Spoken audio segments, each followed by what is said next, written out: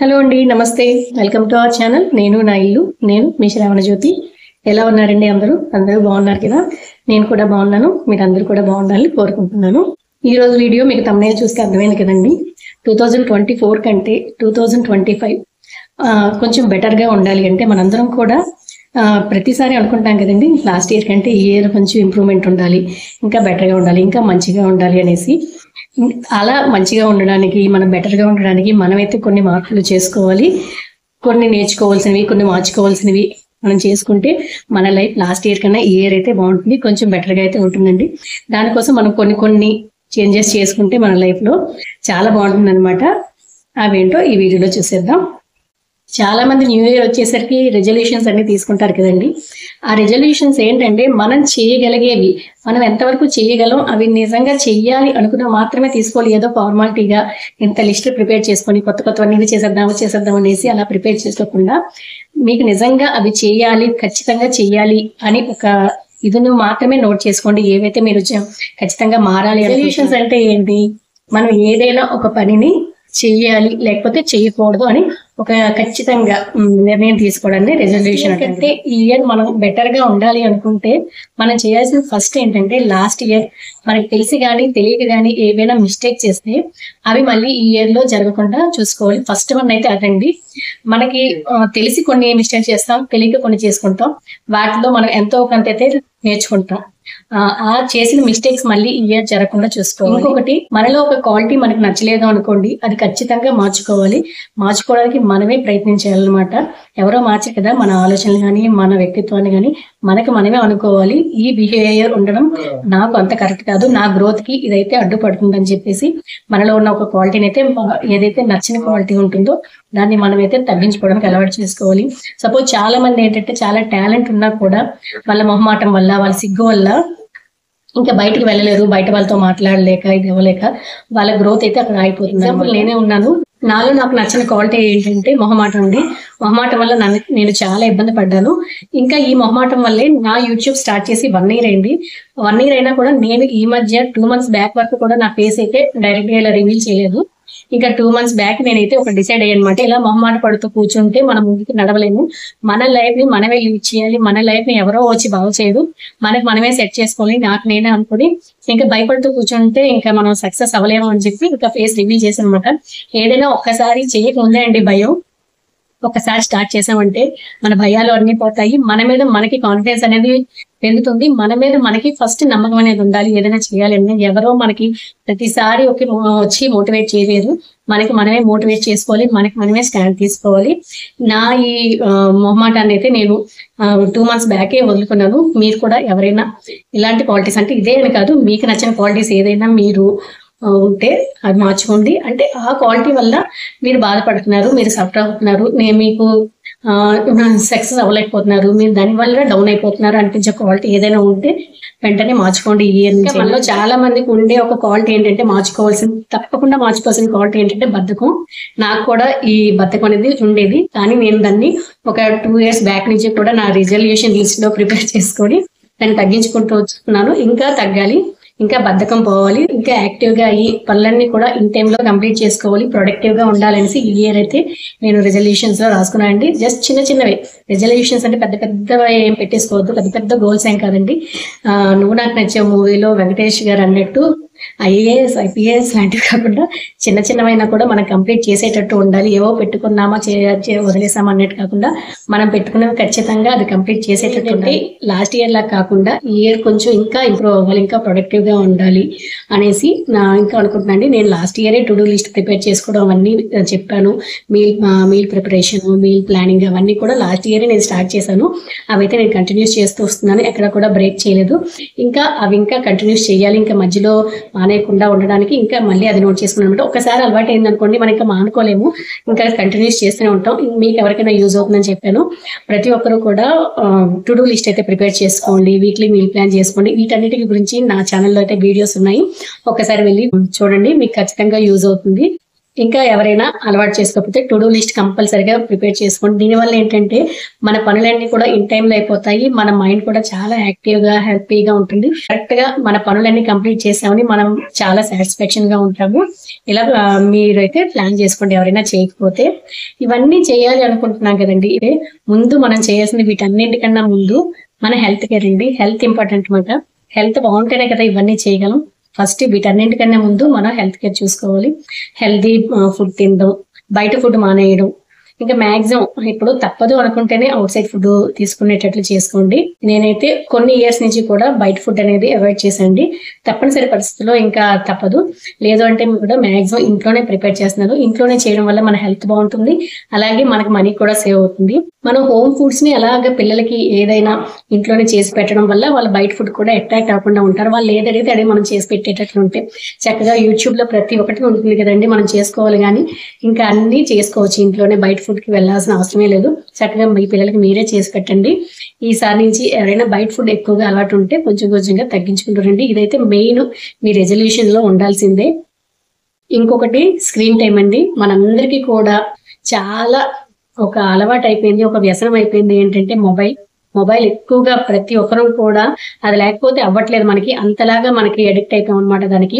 అదైతే మాత్రం కొంచెం తగ్గించుకోవాలి. నేనైతే ఇంకా లాస్ట్ ఇయర్ బాగా నాకు అడిక్ట్ అయిపోయానండి. ఎందుకంటే లాస్ట్ ఇయర్ నేను యూట్యూబ్ ఛానల్ స్టార్ట్ చేశాను కదా, ఇంకా రోజంతా కూడా దాంతోనే చేసుకోవడం ఇంకా దాంతోనే అయిపోయింది. ఈ ఇయర్ ఏంటంటే నేను వీడియో ఎంతసేపు చేస్తున్నాను, వీడియో ఎడిటింగ్ వరకు, వీడియో వాయిస్ ఓవర్ అవ్వడం, వీడియో ఎడిటింగ్, వీడియో కోసం మాత్రమే మొబైల్ యూజ్ చేయడం. జస్ట్ అంటే ఫోన్ కాల్స్ వీడియో కోసం మాత్రమే యూజ్ చేసి మిగతా టైంలో దాన్ని కొంచెం అంతగా వాడకుండా ఉందామని ఈ ఏడైతే అనుకుంటున్నాను. ఎందుకంటే దానివల్ల మనకి అంటే నేను వర్క్ చేస్తున్నాను కనుక నాకు తప్పదు. కానీ మీరైతే మాత్రం ఒక 3 hours మాత్రమే మీ స్క్రీన్ టైం ఉండేటట్లు చూసుకోండి. మనకి ఎందుకంటే అది హ్యాబిట్ అయిపోతుంది. దానివల్ల మనం అలవాటు అయిపోతున్నాం. మనల్ని చూసి మన పిల్లలు కూడా ఇంకా అలవాటు అయిపోతారు. మనమే దాన్ని కంట్రోల్ చేసుకోకపోతే పిల్లల్ని ఇంకెలా మనం కంట్రోల్ చేస్తాం కదండి. మనం ముందు చేంజ్ చేసుకుని తర్వాత పిల్లలు ఆటోమేటిక్ గా మాట్లాడారు. మనం ఏం చేస్తే అదే నేర్చుకుంటారు అనమాట. మనం చెప్పేదానికంటే మనం చేసేది చూసి పిల్లలు నేర్చుకుంటారు. ఇదొకటి గుర్తు పెట్టుకోండి. ఏదైనా కూడా చాలా మంది రెజల్యూషన్స్ అయితే లిస్ట్ రాసుకుంటారండి. ఈ ఇయర్ అయితే ఖచ్చితంగా వెయిట్ లాస్ అవ్వాలి, ఈ ఇయర్ అయితే ఖచ్చితంగా తొందరగా లేవాలి, ఇలా వాళ్ళకి తగ్గట్టు వాళ్ళు కొన్ని అయితే రాసుకుంటారు. కానీ అవి కంప్లీట్ చేయడం మధ్యలోనే ఆపేస్తుంటారు. ఎందుకు అంటే దానికి కారణం మనం ఏదైనా చెయ్యాలి, కొత్తగా చెయ్యాలంటే మన బ్రెయిన్ దాన్ని యాక్సెప్ట్ చేయడం కొంచెం కష్టం అవుతుందండి. దాన్ని కొద్దిగా అలవాటు చేయాలి తప్ప ఒకేసారి ఇంకా న్యూ ఇయర్ రోజు రాసుకున్నామా నెక్స్ట్ డే వెళ్ళి ఒక 1 hour 2 hours చేసేసామా జిమ్ యోగా ఇవన్నీ కూడా అలా అనుకున్నాం అనుకోండి, అది ఇంకా తీసుకోలేదు వెంటనే కూడా. ఏదైనా స్టార్ట్ చేయాలనుకుంటే జస్ట్ స్టార్టింగ్ ఒక 5 minutes తో స్టార్ట్ చేయండి. ఏ పనైనా కూడా మీరు లాస్ట్ ఇయర్ మీరు ఒక 6 o'clock లేచారనుకోండి, ఇయర్ ఒక 5:45కి అలవాటు చేసుకోండి. మరీ 4కి లేచిపోవడం, ఇలా 5కి లేచిపోవడం కాకుండా ఒక పావు గంట తగ్గించి అలా మీరు కొంచెంగా దాన్ని మన మైండ్ కి అలవాటు చేయండి. ఒకేసారి చేసాం అనుకోండి, అది తీసుకొని 2 రోజులు చేస్తాం, ఒక వారం రోజులు చేస్తాం, తర్వాత మామూలు అయిపోయి దబ్బా ఇది మన వల్ల కాదు అనుకుంటాం. ఎక్సర్సైజ్లే తెగ ఉత్సాహంతో 1-2 గంటలు చేసేసి తర్వాత వచ్చి ఇంకా మరి నా వల్ల కాదు అనుకుంటాం. అలా కాకుండా కొద్దిగా అలవాటు చేయాలండి. ఏదైనా కూడా కొత్తది మనం నేర్చుకోవాలనుకున్నా చేయాలనుకున్నా కూడా ఒకేసారి తెగ ఉత్సాహంతో చేయకుండా స్లోగా చేసుకుంటూ ఉంటే అది మనకి ఆటోమేటిక్ గా అలవాటు అయిపోతుంది అనమాట. ఏ పనైనా కొత్త పని అలవాటు అవ్వాలంటే నెమ్మదిగా చేయాలి. ఒకసారి చేసామంటే దాన్ని మధ్యలోనే వదిలేస్తాం. ఇది ఒకటి గుర్తుపెట్టుకుని నేను చాలా విషయాల్లో చెప్పానండి. మనం ఎప్పుడు కూడా పాజిటివ్ గా ఉండాలి అన్నా, మన ఇంట్లో పాజిటివ్ వైబ్స్ ఉండాలి అన్నా కూడా ఇంట్లో అనవసరమైన వస్తువులు ఏమి ఉండకూడదండి. ఏవైతే అవసరమో అవి మాత్రమే ఉంచుకొని మిగతావన్నీ కూడా ఎప్పటికప్పుడు ఒక మంత్లీ వన్స్ అనేది పెట్టుకోండి. ఇంట్లో ఉన్న వస్తువులన్నీ కూడా తీసేసి డీక్లటర్ చేసేయండి. అలా చేయడం వల్ల ఏంటంటే అనవసరమైన వస్తువులు లేకుండా ఇల్లంతా కూడా నీట్ గా ఉంటుంది. అవన్నీ ఉంచుకోవడం వల్ల ఏంటంటే మనం సర్దినట్టు ఉంటుంది అనమాట. మీరు ఒక రూల్ అనేది పెట్టుకోండి. నేను డైలీ ఒక 10 నిమిషాలు క్లీనింగ్ అని పెట్టుకోండి. ఒక 10 నిమిషాలు ఒక రూమ్ కి ఒక 10 నిమిషాలు కేటాయించుకోండి. అలాగే రోజుకి ఒక సెల్ఫ్ పెట్టుకోండి. ఇలా చేయడం వల్ల ఏంటంటే మొత్తం ఎప్పుడు కూడా ఇల్లు నీట్ గా ఉంటుంది. ప్రత్యేకించి ఫెస్టివల్స్ టైంలో చేయాలి, ఏదైనా మంత్లీ మంత్స్ చేయాలి అనే కాకుండా రోజు కూడా ఒక 10 నిమిషాలు ఒక్కొక్క కబోర్డ్ సర్దుకోవడానికి ఒక్కొక్క రూమ్ కి ఒక్కొక్క 10 నిమిషాలు మాత్రమే పెట్టుకుని అనుకోండి. ఇది ఎప్పుడు కూడా ఇల్లు నీట్ గా ఉంటుంది. ఇంకా ఇంట్లో ఉన్న చెత్తనంతా బయటకు పడేస్తున్నాం కదండి, మన మైండ్ లో కూడా ఎలాంటి చెత్త ఏమీ లేకుండా, చెత్త అంటే నెగిటివ్ ఆలోచనలు, వాళ్ళ గురించి వీళ్ళ గురించి గాసిప్స్ మాట్లాడాలి, నెగిటివ్ గా మాట్లాడాలి, ఇవన్నీ కూడా పెట్టుకున్నాం అనుకోండి మన మైండే నెగిటివ్ అవుతుంది. వాళ్ళకి ఏం జరగదండి, ఎదుటి వాళ్ళ గురించి మాట్లాడుకోవడం వల్ల, వాళ్ళ గురించి లేనిపోయిన మాట్లాడుకున్నాం వాళ్ళకి ఏం జరగదు, మనకే నెగిటివ్ అవుతుంది అనమాట. మన మైండే నెగిటివ్ తో నిండిపోతుంది.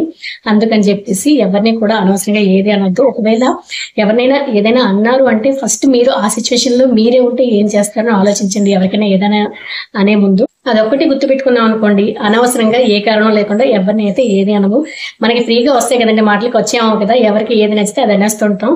అలా కాకుండా ఒక్కసారి ఆలోచించి ఆ సిచ్యువేషన్ లో మనమే ఉంటే ఏం చేస్తాము, మనకే ఎవరైనా ఏదైనా అంటే ఎలా బాధపడతాం అని గుర్తుపెట్టుకుంటే ఎవరిని ఏమి అనమాట. ఇది ఒకటి ఫాలో అవ్వండి, మన మైండ్ కూడా చాలా పాజిటివ్ గా ఉంటుంది. లాస్ట్ ఇయర్ మీరు ఏదైతే చేయాలి అనుకున్నారో అది చేయలేకపోతే దానినైతే అక్కడిని గివప్ అయితే ఇవ్వద్దు.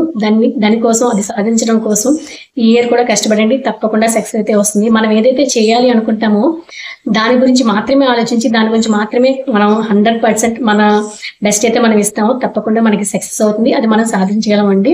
తప్పకుండా ఇదైతే గుర్తుపెట్టుకోండి. బ్యాంగిల్స్ ఉన్నాయి కదా, ఇవైతే నేనే చేసుకున్నాను, చూసారు కదా, బాగున్నాయి కదండి.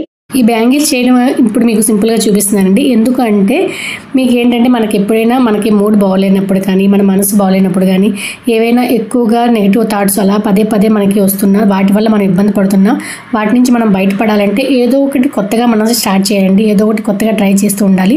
మన మైండ్ ఖాళీగా ఉంచకుండా ఏదో ఒకటి దానికి పని అయితే చెప్తూ ఉండాలి. ఇలా మన మైండ్ ఖాళీ లేకుండా ఏదో ఒకటి కొత్తగా క్రియేటివిటీగా నేర్చుకోవడం కానీ, కొత్తది ఏవైనా తెలుసుకోవడం గురించి కానీ మన మైండ్కి పని చెప్పామనుకోండి, నెగిటివ్ థాట్స్ అనేవి మనకి రాకుండా ఉంటాయన్నమాట. వచ్చినా వాటి గురించి ఆలోచించేంత టైం ఉండదు. మనం ఈ పనిలో ఉంటాం గట్రా దీని మీద మనకి కాన్సన్ట్రేషన్ ఉంటుందన్నమాట. ఇలా చిన్న చిన్నగా మనం ఇంట్లోనే చేసుకోవడం వల్ల మనకి మనీ కూడా సేవ్ అవుతుందండి. అలాగే చాలా మంచి సాటిస్ఫాక్షన్ అయితే వస్తుంది. మన చేతులతో మనం చేసుకున్నాం అనేసి అవి చూసినప్పుడు కూడా చాలా మంచి ఫీలింగ్ అయితే వస్తుంది. చాలా ఇంపార్టెంట్ అయిన విషయం అండి, ఇదైతే మనందరం కూడా తప్పకుండా పాటించాలి. అనవసరమైన ఖర్చులు అయితే పెట్టొద్దండి. ఏదైనా కొనాలి అంటే 1-2 సార్లు ఆలోచించి ఇది మనం ఎంతవరకు వాడుతామో, ఎంతవరకు మనకు యూజ్ ఉంది, ఇది కొనిన తర్వాత మనం వాడతామా పక్కన పడేస్తామా అనేసి కొనే ముందు ఒక 10 నిమిషాలు ఆలోచించి తర్వాత కొనండి. ఏదైనా కొనాలి అనుకుంటే అనవసరమైన వస్తువులు కొని డబ్బులు అయితే వేస్ట్ చేసుకోవద్దు. ఓవరాల్గా నేను చెప్పేది ఏంటంటే మనందరం కూడా ఫస్ట్ హెల్దీ లైఫ్ స్టైల్ అయితే అలవాటు చేసుకుందాం. హెల్దీ ఫుడ్ తిందాం. అలాగే మన కోసం మనం కొంచెమైనా టైం కేటాయించడం, ఒక అరగంట సేపు అయినా ఏదో ఒకటి ఫిజికల్గా చేయడం, ఎక్సర్సైజ్లు కానీ, యోగా కానీ ఏవైనా చేయడం.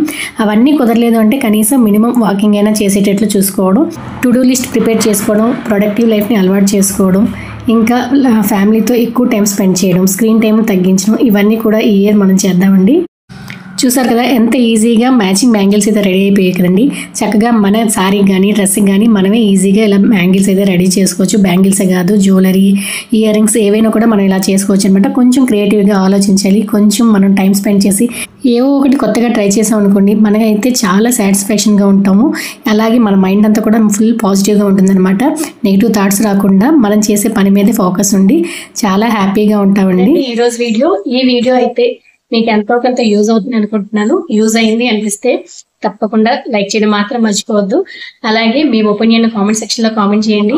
ఈ ఇయర్ మీరు ఎలాంటి రెజల్యూషన్స్ తీసుకున్నారు, ఏం చేయాలనుకుంటున్నారు కూడా నాకు కామెంట్ సెక్షన్ లో కామెంట్ చేయండి. మరొక మంచి వీడియోతో మీ ముందుకు వస్తాను. ఇట్లు మీ శ్రావణ జ్యోతి.